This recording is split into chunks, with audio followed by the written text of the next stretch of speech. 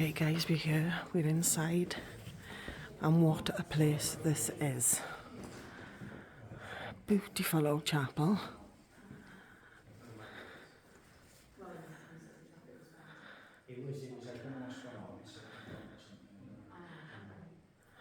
What a place. Some lovely things over there.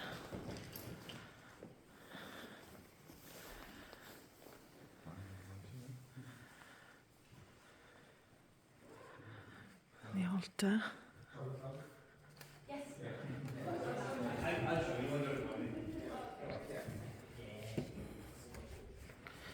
This is lovely.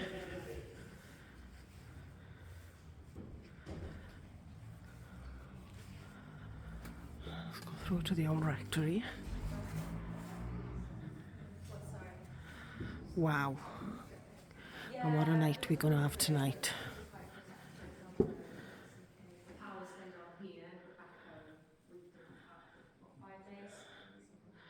There's a lot of old artifacts, charms, old letters.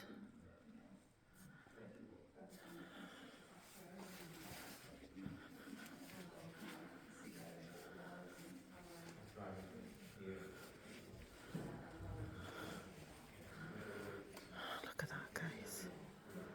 A thorn crown.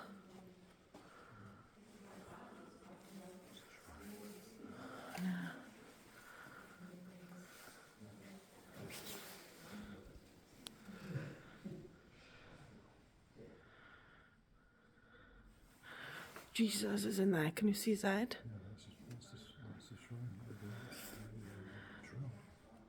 Yeah, that's what they put over him. Yeah, that's a shrine, yeah. That's something in there.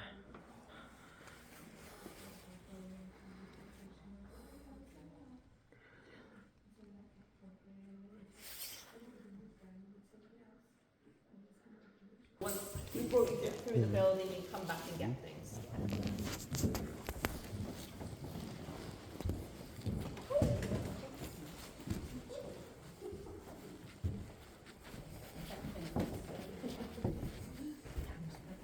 So do come on in, you may have to cycle round, but in this cabinet here, I'll let Eric explain.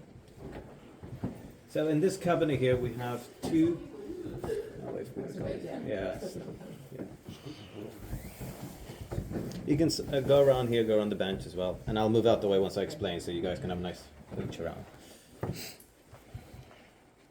So here, this is our exorcism exhibit. Basically, we have items here dedicated to rituals, things like that, how to expel demons and the like. And over here, there are two very special items, because these are items of exorcism. So they're Ethiopian magic or talismanic scrolls, and they have a 3-part incantation on them. Now, the point of this scrolls is to actually be able to lure a person that's afflicted by a demon, to lure the demon out of them and bind them to these scrolls. Now, these scrolls are written in ancient language, an ancient Semitic language known as Ge'ez. It's actually sort of the Latin of the Ethiopian Christian church. And what they believe is this language is actually quite magical. It has like a property of its own. Most people don't understand it, but this would have been made for one person. It's actually the height of the person that it's made for. And this person would have just looked at the letters on there, and the demon would be lured down little by little and be imprinted, if you will, onto this sort of scrolls. And the scrolls have an addition. If you see the red characters on them, that's actually blood from a sacrifice that would have been done in order to imprint the blood of an animal onto it and to give it more power.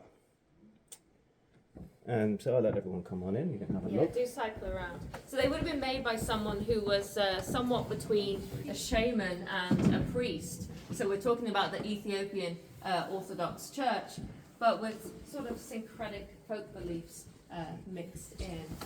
And interestingly, on nights like this, we have had strange phenomena in this corner of the chapel. Whether it's related to these scrolls, we can't say, but we've had, for example, a big orb of fiery light in the corner, and also strange smells. On the top here we have the last rites kit from the end of the 1800s. So this has been used by priests to come and administer last rites to those that are on dying and they can't travel anymore. but another section of people who can't travel as well, people who also would have been possessed by demons. So this kit would have also been used for such things. It's a very well worn, very well used kit. Now, welcome you all to have a look at it. If you have any questions at any point in the night, you're very welcome to ask, and we'll do our best to answer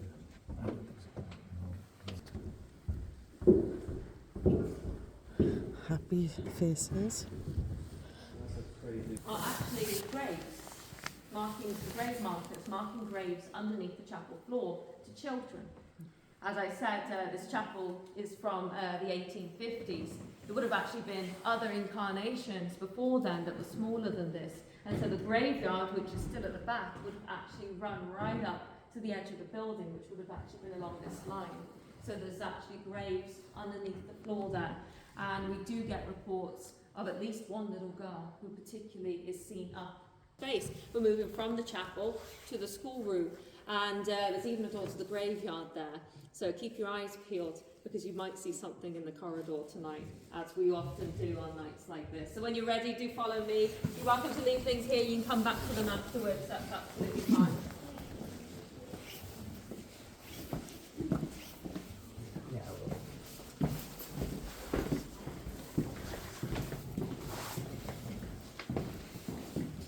Ooh.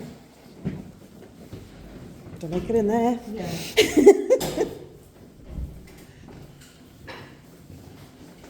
wait here for people to catch up, and then we'll be going upstairs to our All seance right. parlour. Very, very strong. Yeah.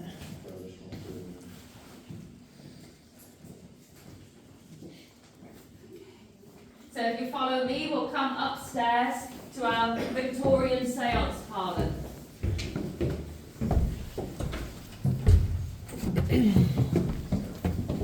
What a place, guys.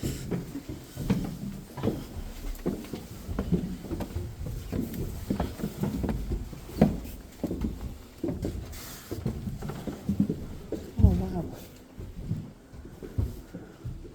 Come on in. This is wonderful.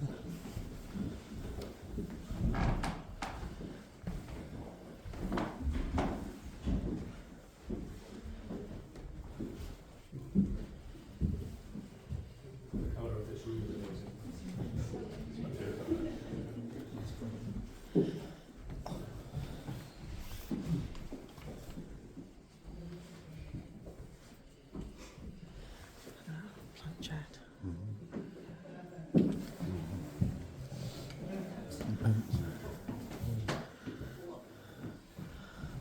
I like this one. Yeah, that's a writer. It's a right there. I wouldn't mind getting one of them. Do come on in. Planchette writer, guys. So this is our Victorian seance parlour, because when we're talking about reaching out to the other side, arguably no one did it better than the Victorians. You'll notice here that we have this beautiful morning gown from the 1890s. Sorry, I was missing something.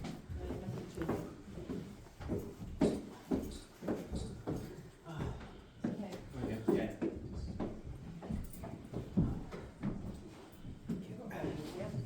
Yes, it's just yeah, I just started. It's okay, because I didn't realise just missing two. Okay. Do come on in. As I was saying, this is our Victorian seance parlour. So arguably nobody does communion with the other side better than the Victorians. And that's partly because they were very focused on death and loss and bereavement. We have here an 1890s mourning gown that would have been worn by a lady in deep mourning. So for the loss of her spouse or even her children. And she would have worn that for about 2 years. Because the Victorians had a lot of ritual, a lot of etiquette about how to show other people that you were in mourning and suffering a loss. So it's against this backdrop of thinking about death and also scientific advancement that the seance is born. In its most simple form, people sat around a table like this, trying to reach out in a bit of a structured way to the other side, asking for signs, knocks, taps, raps, maybe even full-bodied apparitions or ectoplasm coming out from people's mouths. It's quite fascinating to imagine the Victorians, because they were quite meticulous. There's places with archives just full of all these seances that happened. by people, famous authors. For example, Victor Hugo would. He's wrote Les Miserables. He has in Guernsey, in his house in his basement, for 10 years, constant seances, every single word meticulously recorded. Not many people have looked through these things, but they are sitting there because they were so fascinated by it. People would listen for raps, knocks, disembodied voices, and of course, sometimes they would use a Ouija board. So the Ouija board is quite notorious these days, but back in the day, everybody used to use one, particularly in times of loss. So we have the board there, dates to 1919, and would have no doubt been used by people suffering loss from the First World War, trying to reach out to their lost loved ones. The Ouija board actually first came around off the back of the American Civil War. That's when we first start to see that sort of concept, but more akin to this, just ladders around the table with a shot glass. People again suffering loss and trying to figure out how to deal with it.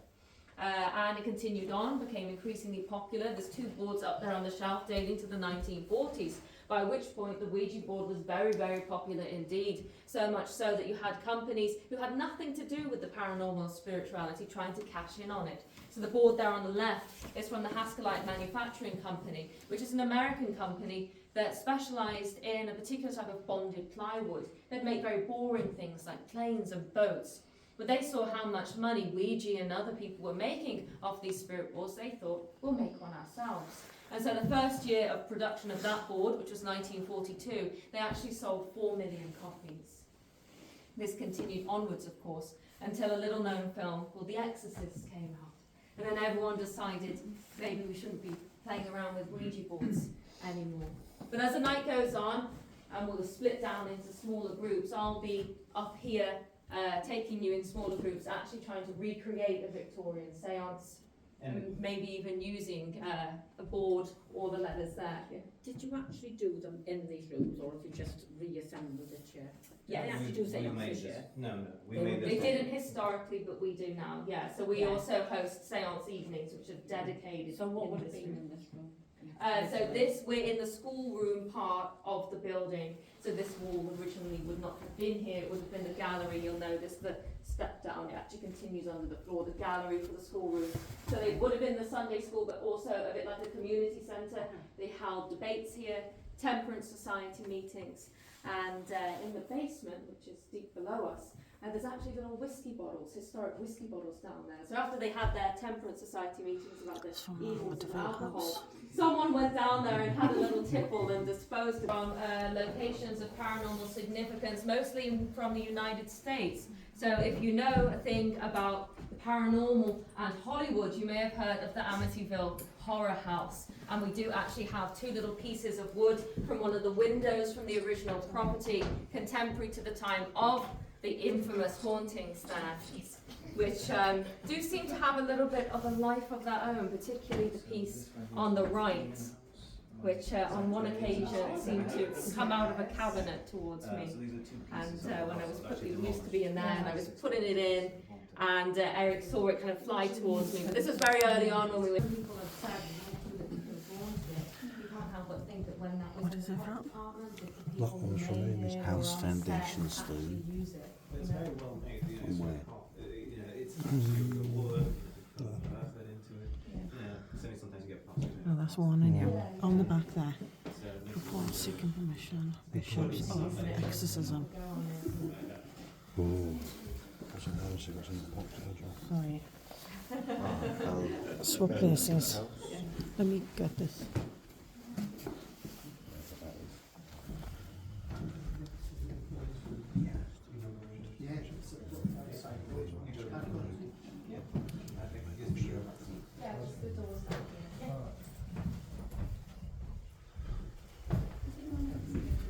What a fantastic place this is.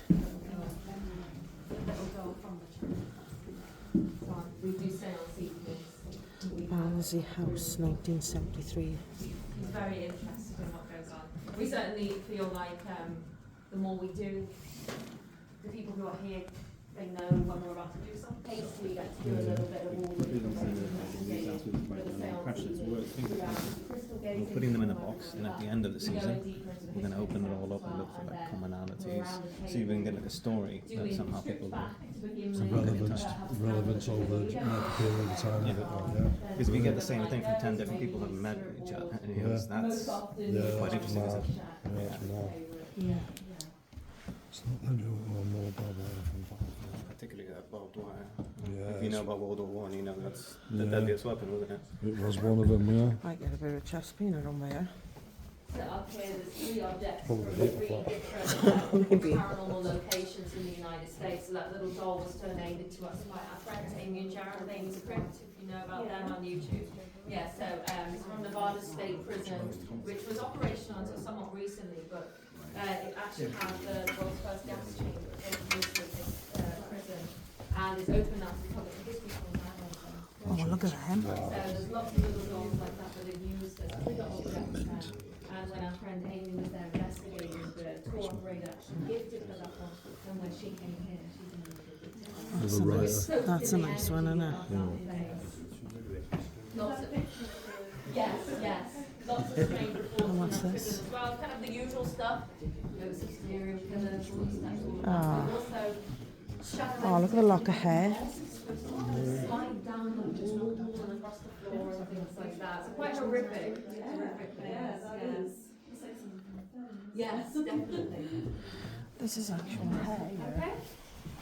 It's made with If hair. everybody's ready, we'll take you downstairs.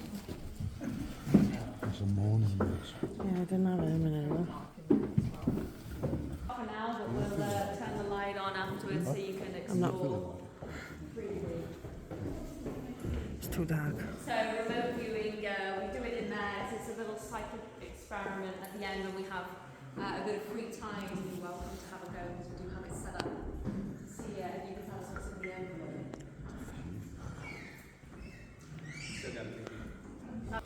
Strangely, it has scratches all over the back, including the word help me pass into the wheelchair. So you can, if you wish, come and look into the glass. We have a protective sigil on the floor, and it is indeed covered. I will warn you though that people who have looked in said that they see a doll. We've kind of took an educated guess that maybe it was used ritualistically, but it is a very old mirror. And certainly seems to have history of its own. So do come and have a look, and if you wish to, you're welcome to come and look into the glass as well. Yeah. Strangely, since we moved it into this owl building, whenever we would go in there, Eric especially, we kept it sealed and protected, so the energy of it and the other owls, we kept that all leak out to the rest of the property. Eric would see the shadowy figure of a man waiting at the door on the threshold, as if wondering, This is meant to be a haunted mirror. And once you look into it, you're meant to be able to see things behind you. this board to perhaps coax the man who we believe is connected to this to come out and talk and maybe see or tell us why he believes he's connected to this board. Ooh. Could only see me. Around 4 to 7. So if any of you come on in and start seeing that this has moved somewhere else, please let us know. Okay, this cabinet for you, right, like the average box. So I have had many haunted objects over the years. I destroyed them. I never kept them. I have had objects on me for periods of time that I don't collect them. This one was in my shed, and this actually, on 3 separate occasions, tried to leave my shed of its own accord and scared my family after. So I kept it for scholars when they got their museum to keep it. It is one other object of mine. It's a little top. It's over by where the Crowley stuff is. Yeah, and I witnessed this literally fight physics because it rolled against its own weight and rolled out of my shed on 3 occasions. So this is why this object here, we see the little reader on it. So just to see if it creates activity. I did do an experiment in my own house where I had an haunted object and I didn't tell my partner. And I cleansed it and I wanted to see if it would become haunted again or if it could be a portal And I left it there for 4 years, and then I accidentally told her, because you guys didn't I? And she wasn't best pleased, as you can imagine. But these objects, once they've been touched by the paranormal, they can just do their own thing. So that's what this is about. I know it looks kind of odd to the oldness of everything, but this is a genuine haunted object. And speaking of objects that have become touched by the paranormal and forever changed,